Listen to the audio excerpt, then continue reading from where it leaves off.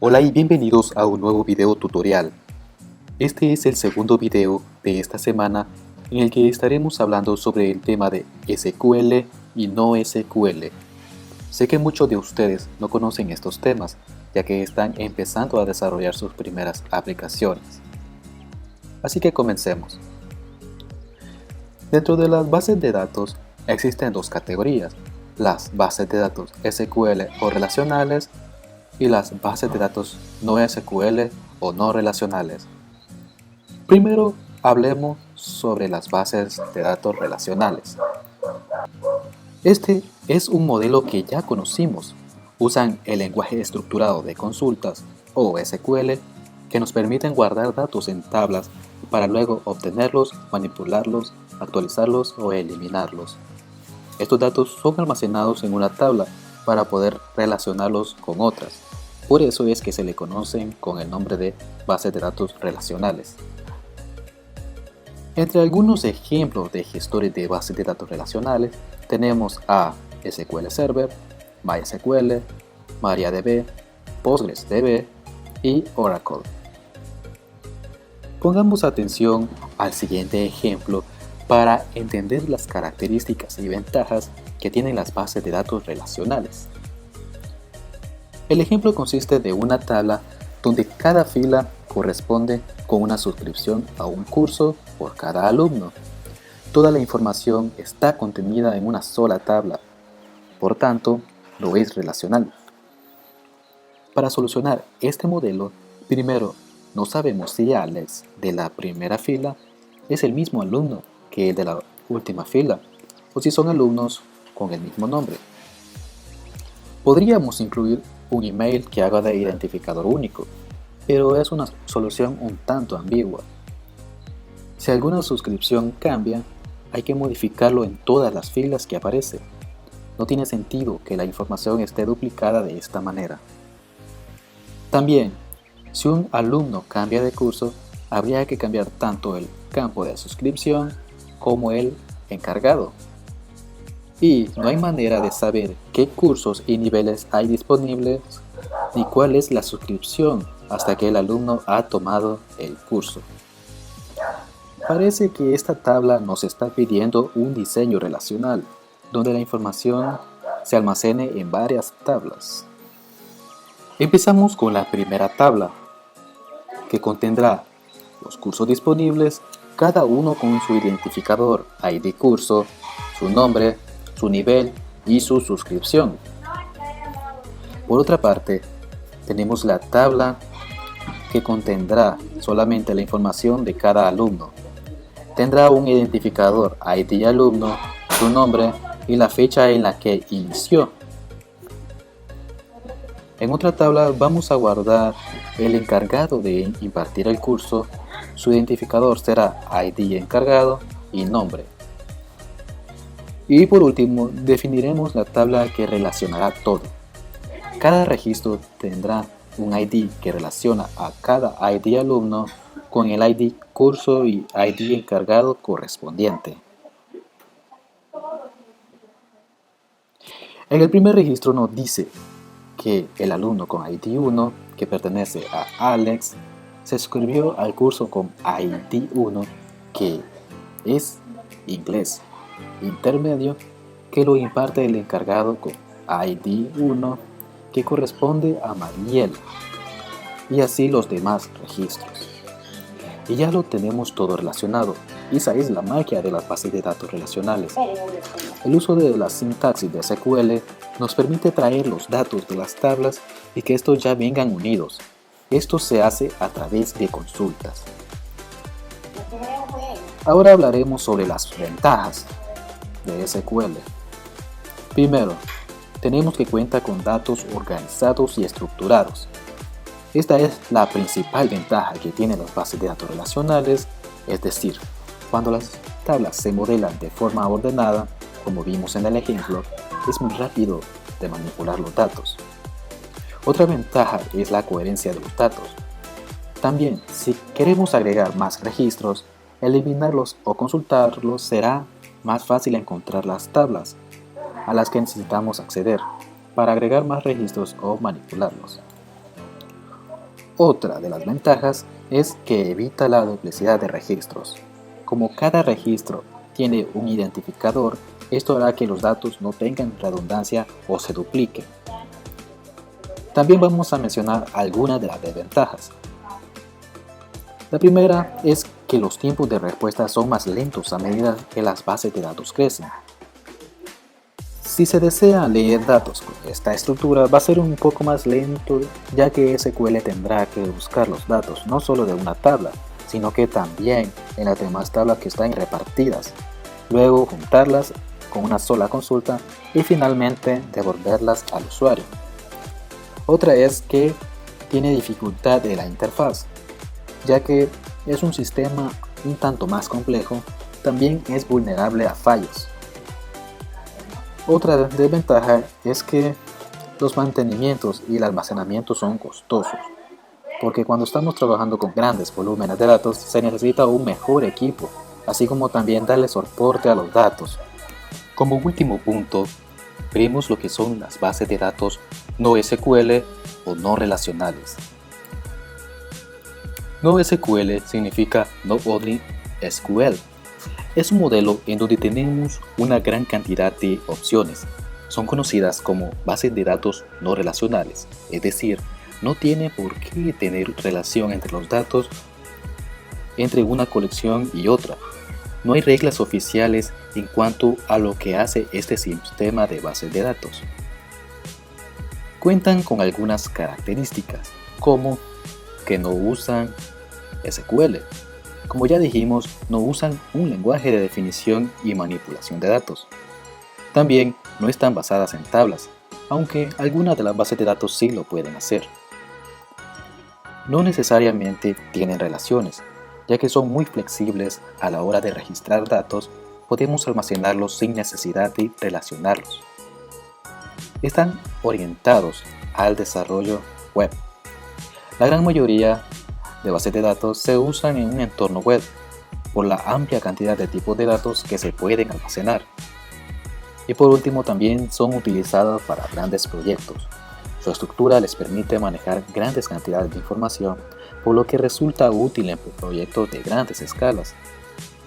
A diferencia de las bases de datos relacionales, las no relacionales cuentan con diferentes tipos de bases de datos y cada una varía la forma en cómo guardan y manipulan estos datos.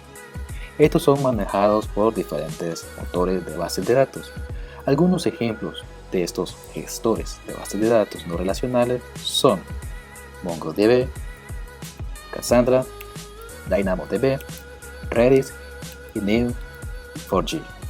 Dentro de los tipos de bases de datos no SQL tenemos las bases de datos documentales, las bases de datos clave-valor y las bases de datos de grafos. Primero vamos a hablar sobre las bases de datos documentales. Estas se organizan en torno a la idea de que lo fundamental es que se almacena un documento autónomo en lugar de filas individuales de datos que consisten en columnas definidas. Se guarda una pieza de datos que define su propio esquema. Soporta varios formatos como XML, JSON o alguna estructura en la que cada pieza de datos puede describir su propio esquema. Veamos un pequeño ejemplo utilizando JSON. Aquí se guarda un esquema anidado de información acerca de un artista y sus álbumes. Como vemos, encontramos un identificador, el nombre del artista y sus álbumes. Dentro de los álbumes se encuentran los registros de cada uno de ellos, como el nombre del álbum, la fecha de publicación y el género. Lo más importante es que no necesito saber cuál es la estructura de este documento para guardarlo, y simplemente podemos ir añadiendo nuevos documentos en la base de datos. Tenemos, por lo tanto, flexibilidad porque no es necesario un esquema formal o definir las relaciones, pero debido a que la base de datos no sabe qué es lo que hay adentro de cada uno de estos registros, también la base de datos debe proporcionar una forma flexible de consultar los datos. Los gestores que usan este tipo de bases de datos son MongoDB y Cassandra. Hay otro tipo de base de datos llamada clave valor. Aquí se almacenan los registros en pareja de clave y valor. Aquí no tenemos ningún esquema para los datos, sino que simplemente lo que hacemos es recuperarlos mediante un esquema que contendrá claves y valores. Es como tener una tabla de 2 columnas, donde lo único que tengo es una clave y a partir de allí guardo su valor. Aquí se almacenan diferentes tipos de datos. Podríamos incluso ingresar diferentes formatos como XML y JSON. Un ejemplo de esta base de datos tenemos un directorio que almacena el nombre y número de teléfono de algunos clientes. La clave debe ser única, lo que le permitirá acceder al valor asociado con esa clave. En teoría, la clave podría ser cualquier tipo de dato, al igual que el valor. Puede tomar diferentes tipos de datos como textos, números, códigos de marcado, códigos de programación, una imagen o más. Los gestores que usan este tipo de base de datos son Redis y Cassandra. Y por último, veremos el tipo de base de datos de grafos. Estas están basadas en grafos o en nodos conectados donde se almacenan los datos. No hay una plantilla. Este tipo cuenta con pequeños nodos de datos que tienen conexiones con otros nodos y que se manejan según su funcionamiento y que simplemente se tienen que ir siguiendo las relaciones. Veamos un ejemplo utilizando esta base de datos. Hemos creado un grafo con 2 tweets, los de color verde con la etiqueta Twitter y 2 usuarios de Twitter, los de color azul con la etiqueta Twitter User. Vemos que el tweet de arriba es una publicación y el tweet de abajo es una respuesta.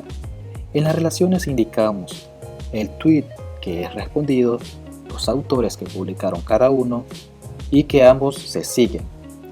Asimismo, se han definido diferentes propiedades dentro de los tweets.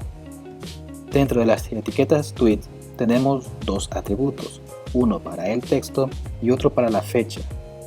Y por último, dentro de la etiqueta Twitter User tenemos 2 atributos, uno para el usuario y el otro para el idioma. Como vemos, todos estos elementos se encuentran relacionados de una forma diferente. Los gestores que usan este tipo de bases de datos son Neo4j. También existen otros tipos de bases de datos, pero solo nos quedaremos con estos. Ahora hablaremos de las ventajas de NoSQL. La primera es que son más flexibles y abiertas, que permiten adaptarse a necesidades de proyectos mucho más fácilmente. Otra es que es útil para grandes volúmenes de datos. Son altamente escalables, es decir, que si requerimos instalar mayor cantidad de nodos para ampliar la capacidad, podemos hacerlo sin problemas. Otra es que no se requieren servicios con grandes cantidades de recursos, ya que no necesitamos servidores con gran cantidad para operar, porque nos permite empezar con bajos niveles de inversión en equipos e ir ampliando la capacidad a medida que lo vayamos necesitando. Por último, otra ventaja es la optimización de consulta, ya que las bases de datos no relacionales tienen algoritmos para reescribir las consultas escritas por los usuarios, lo que permite un nivel óptimo dentro de las operaciones. También hablemos de algunas de las desventajas. Una desventaja es que tiene problemas de compatibilidad e implementación, ya que al ser tan relativamente nuevo, el NoSQL puede resultar limitado por la falta de información sobre las herramientas y sus características. Otra desventaja es que no contemplan la atomicidad y la integridad de datos, lo que genera consistencia. Esto puede derivar en que la información no sea consistente entre nodos, pudiendo generar algunos problemas en los criterios de análisis. Por último, otra desventaja es que no tiene un estándar definido, por lo que cada gestor de bases de datos trabaja con un lenguaje o estructura diferente. O sea, no se tiene un criterio plenamente definido entre los motores que se utilizan en este tipo de bases de datos, ya que el lenguaje tiende a variar según el tipo de base de datos que vayamos a utilizar. Entonces, a manera de conclusión, ¿qué modelo de base de datos podríamos elegir?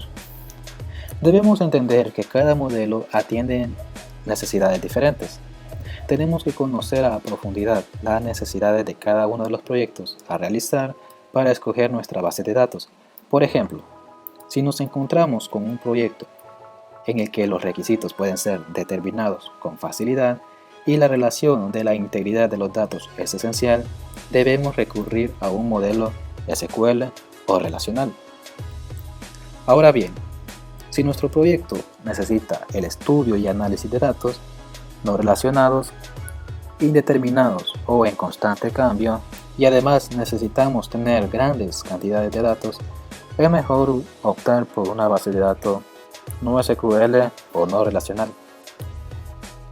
Muy bien, con esto termino mi tutoría acerca de las bases de datos relacionales y las bases de datos no relacionales. Si tienen dudas o consultas, pueden escribirme a Google Chat. También pueden escribir en los comentarios de Classroom. Nos vemos en el siguiente video.